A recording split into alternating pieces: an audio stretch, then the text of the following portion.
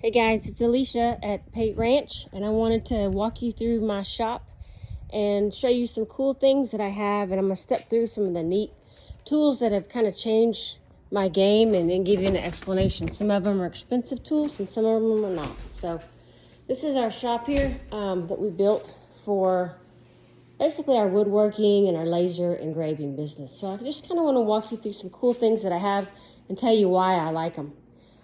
The first one really is this leather clicker. This is made by Weaver. And if you're not familiar with what a leather clicker is, it basically takes a piece of leather and it's like a clicker. It cuts it, it presses it out. It's like a cookie cutter. You can do this with your laser engraver, but I really wanted to do these in higher volume and not use my laser for it. And so I bought one of these and I love it. You get these stamps, cookie cutter stamps, and you can get these on Etsy and any kind of shape, any size, and then you can laser engrave the leather after you do that. So this is one of my favorite tools to use.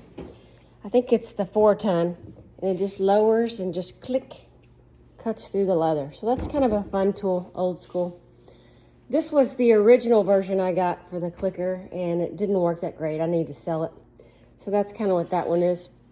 Another great tool that I love here is this Hotronix Fusion Iq 360. I tried the Weaver version of the hat press and it wasn't that great. This has a dual platen, and so if you're gonna get a hat press, you need to just get the right one. One of my other favorite tools in the shop is this little guy. It's called I don't know how you say it, Fomomi. May and I got these during Christmas time, I think.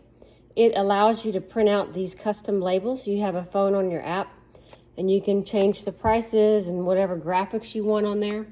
And then you can put these on your products, or you can label anything you want. So this is actually pretty cool. This is one of my favorite things to have. It's worth getting. I think we got it at Amazon. We got a GoPro for videos, and then this is one of those, it's like a DJI. It's for videoing, and it has stabilization. We've got quite a bit of storage rack over here in this corner. I just keep my extra stuff that I don't move in high volume, but I keep it up there with my leather. This is our fiber station. I'm fortunate enough to have 2 fibers. I have the Thunder Aurora machine. This is the 30-watt version. This is kind of a nice tool because you can lower the hood and you can run and engrave, and you don't have to wear the fancy glasses. I see this as being a great application if you ever wanted to take it to a craft show and do engraving on site, or if you have a maker space and you had people coming in and out all the time, you can just lower the hood and do the job. So this is a new product that Thunder has coming out. It's been out, but you're going to see a big push for it probably in 2023, since so many people are jumping into the fiber space. This is my other fiber. This is a Bogong 50-watt JPT gavel head. Very nice machine. I recently installed a larger tower so I could add some more diversity into my shop. So this is my fiber cart. I have 2 rotaries for these fiber machines. I've got one from Rotoboss for the Thunder Aurora, and then we've got a Pyburn fiber rotary for the Bogong machine. So that's pretty cool. And somewhere in here I think I don't know where it is, there's actually a chuck roller. So as we step on over to the CO2s, we've got the Thunder Nova 35, which is probably my biggest usage. I use that day to day the most. The size of the bed is great, and that's probably my big workhorse that I would say. I have a Pyburn 4.0 back here that I use for tumblers. It's a nice rotary. I have other rotaries in my shop as well. This table, I love this table. This table is from Home Depot. It's just a Husky Table. It's a sit stand, but I roll it around and I'm able to crank it up and down to however I need to use it. It's got 2 nice trays. I think it was $200. This is a great table for shops that you need it to move around and you still want a good quality table. That has been way worth it. My table that I use for designing and then my work is, I got this at Amazon. This is a automatic electronic up-down. So you can raise it and lower it. This is a nice feature. And then I just put a top on it. So it's kind of cool. I like it. You could obviously get away with the Husky, but it was a much larger length, and that's really what I was going for. I recently upgraded my shop to have this big monitor, this big curved monitor. I think it's 48. Been a huge plus for me. I like having multiple screens, and so this allowed me just to have one unit on there. This is nice, the Rollo printer. If you're doing a lot of shipping, you really want a shipping printer, this thermal printer. This has been way worth it. I know there's several brands out now. I don't have any preference for one or the other. I went with this after cutting out pieces of paper for a long time. Definitely well worth it. If we move on over here, I have another storage rack. These storage racks come from Home Depot. Yeah, Home Depot. These are I think they're a Husky brand. I'm not 100% sure. These guys are great. I put quite a bit of weight on them. Store all of my olive wood on them, as you can see here. This is super heavy. I think it has like a 500-pound rating per shelf. So these have been nice to use. I've got 5 of them in my shop, and we'll show you more of those. This is the Thunder Nova 63. This is my first Thunder model that I had. I think some of y'all have seen a video. I had a Mirror 9 and a Thunder model in my dining room in my city house. This guy's huge. It's a powerhouse. It's just a big machine. It's got a 63-inch by 40 bed on it, so I'm able to do a lot of big projects. It's just a big boy, so really like this machine. Been happy with it. You can see I've got 2 Rotoboss rotaries in the back. This is one of the original ones that I think Jason Reith had out, and this is his newest one. It's the 2.0. He's got some low-rate initial production models going out now to some people for testing. I think in 2023 he'll really be pushing that. That is his new one. This AC up here, this is a Mr. Cool. If you're setting up shop in your garage or you're doing a shop like this, these have been really nice. It's you have to have it here in Texas, obviously, but I know a lot of people ask, how are you not dying in your garage or whatever? There's some versions of these that I think are smaller, but it's very worth it, and been happy with that. Let me show you this rack. I'm doing something a little different this year. I bought these grid systems for my next couple of craft shows, and instead of making product and just putting it in a crate and then taking it to the show, I'm trying to put the display together and then put the things that I'm making. That way I have an idea of how much volume I have and what I still need. So I have it just kind of sitting here. It's not organized very well, but there's another one that this week I'm going to start putting together so I can see and get ready for my show. This is my assembly table. This is where we do kind of the cleaning, and if we have any assembly of hooks or anything like that. This table's kind of nice. James built it just out of regular wood. It's been nice and sturdy for us. We have a U.S. General tool set that we got from Harbor Freight. Not a very expensive thing to have, but I store all my tools in there that are related to the laser engraving stuff. So it's kind of nice to have one dedicated inside. This is my popcorn machine. Love it. Use it all the time. It's been well worth it. It's kind of a fun thing to have. James has his own little station here. He's also got another one of those Husky tables. Again, you can raise it and lower it, and these are way worth the money. Another storage rack. I've got 3 here. It's kind of hunky-junky, but it does its job. I probably need to quit buying so much stuff, but I need to unload a lot of this inventory. But I think I said the capacity was like $400 or $500 per shelf. We'll go around the other side. This is kind of a nice ad that I added in the last 6 months. It's just a job board. I mean, that's all it is. You can get it at Amazon or others, you know, like an office supply place. Rolls around, and this allows me to communicate with James or keep on my radar like what I need him to do as far as build me something and what my order list is. So it just helps, keeps me a little bit more organized.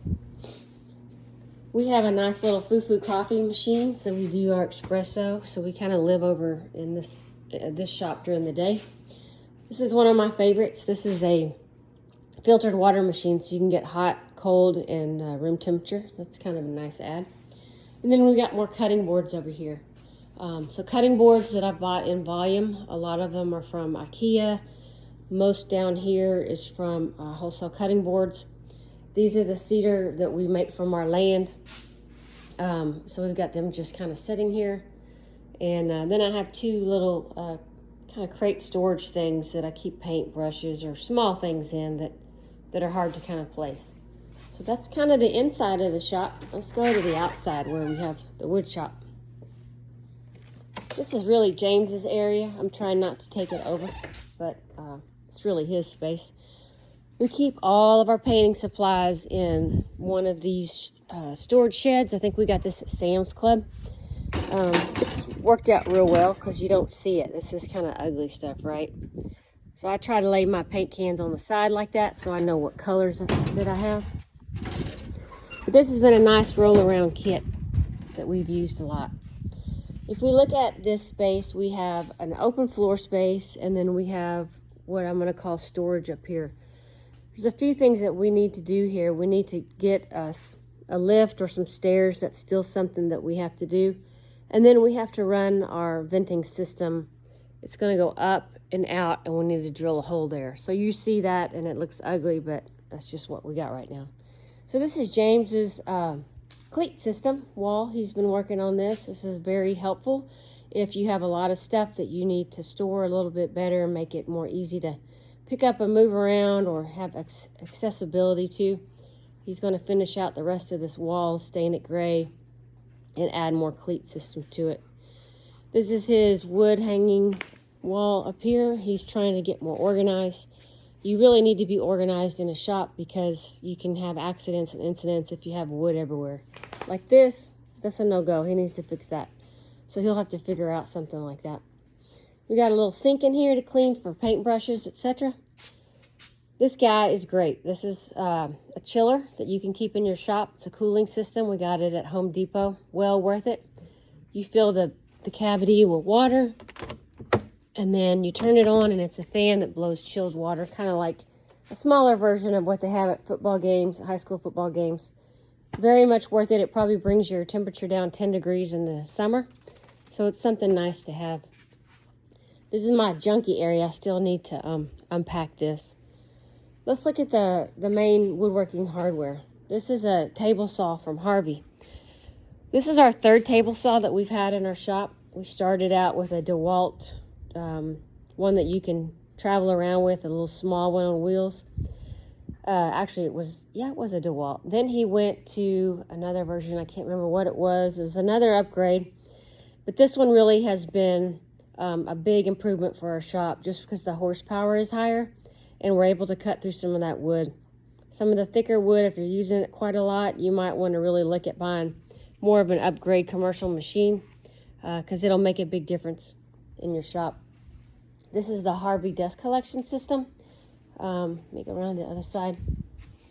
Our first couple of years of doing woodworking, he really didn't have a great, dust collection system, and that crap was everywhere.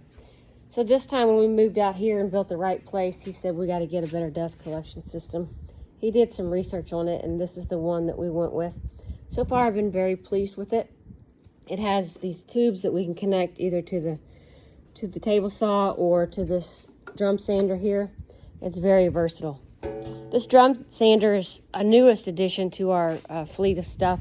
It's the 1632. We debated on getting one of these, but since we do a lot of milling of our own wood and sanding of it, I saw he was taking up a lot of his time with the hand sander. So this has been a nice addition, and when I asked him how does he like it, he said he loves it.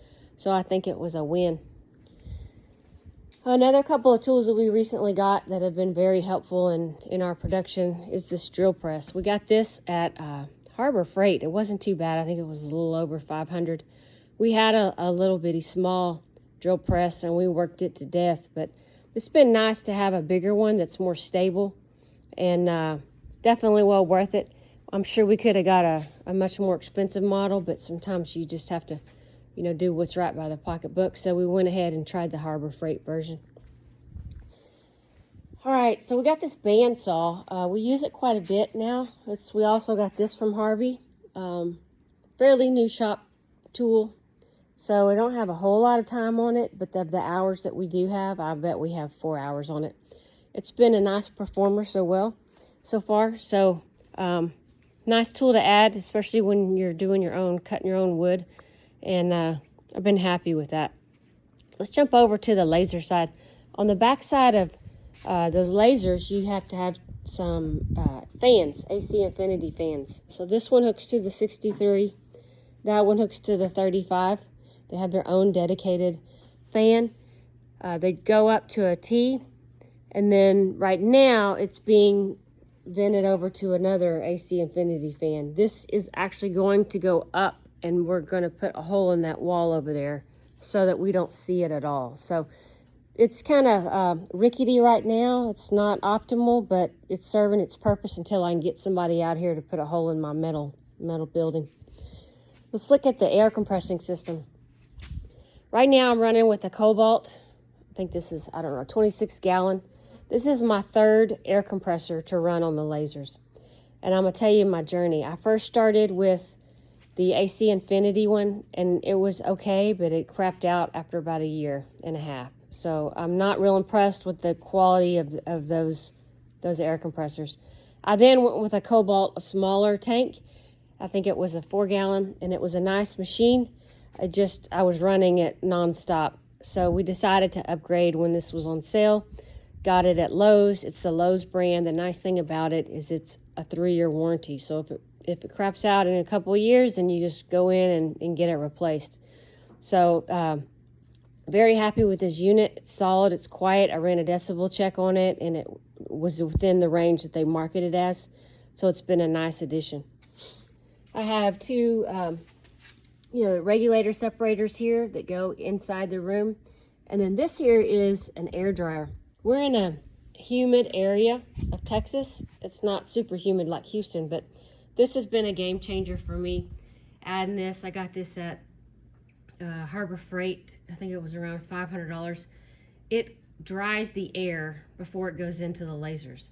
I used to have to clear the water out of these like every, 40 minutes. Now I never do it all. So this thing has been great.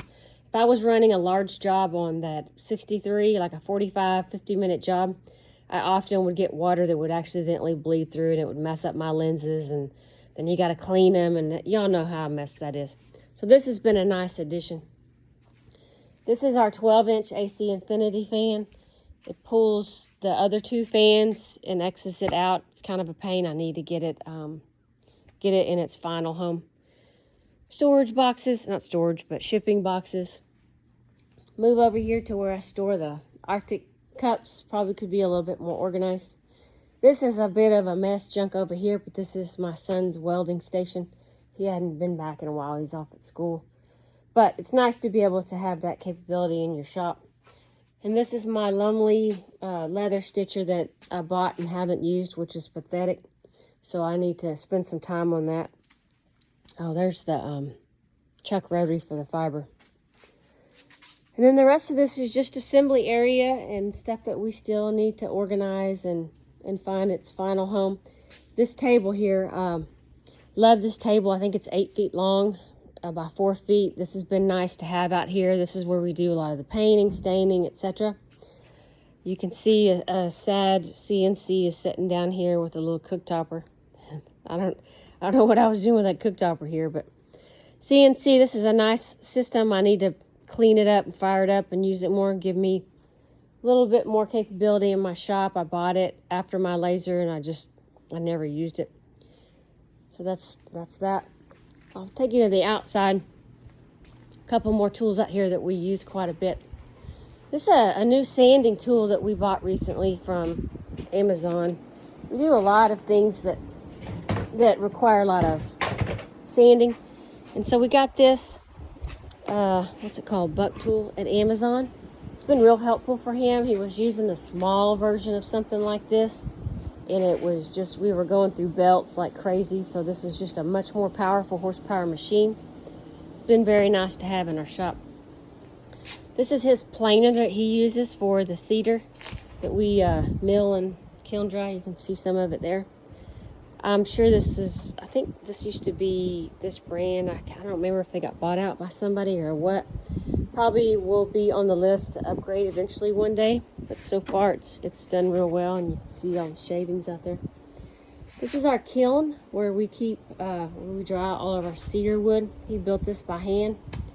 It's been nice to have. He uses a heater and a dryer in there that he's kind of done as a DIY. The kiln drying business is, you need to have one, but to go full blown in, it's quite expensive. So we're limping along with that. This is actually a really cool tool. This is a Kreg Jig Tool. So if you're doing cabinets, or you're doing a bunch of, let's see if I can get it. If you're doing cabinets or you're doing a bunch of panels, it's got a Kreg Jig screw drill in it. And so this is kind of nice. If you're doing a whole bunch of high volume of that, it's worth getting that little tool. We got a little router table station. He makes a lot of awards for me in cedar, and so that's what he was doing this last weekend. Oh, there's that little sander that kind of crapped out. And this is a nice little tool too that we use a lot. This is the Restorer tool. We use it for heavy duty sanding of staves, etc. That's definitely one item to have in your shop. That's very well worth it. And then I think over here, this is kind of cool if you've got a lot of wood and you're a wood hoarder. He built this wood crate. It allows you to store some things so it's not dangerous. And this is our miter saw station. This is kind of cool. We've had this for several years. We got I think the stand came free with it. This is a powerhouse. This DeWalt has served us very well. Probably needs a new blade. But anyway, just want to kind of walk you around and show you some of the tools that we have out here, some of the things that I think are game changers. If I had to say game changers out here, it'd probably be that drum sander, and then for sure that air dryer. That's been nice to have. And then having a much better quality table saw that has a much larger bed. We use that table as our outfeed table. So I just wanted to kind of give you a show of what we had going on out here since we finally cleaned it up. And if you have any questions, feel free to ask. I'm always an open book. Thanks, y'all.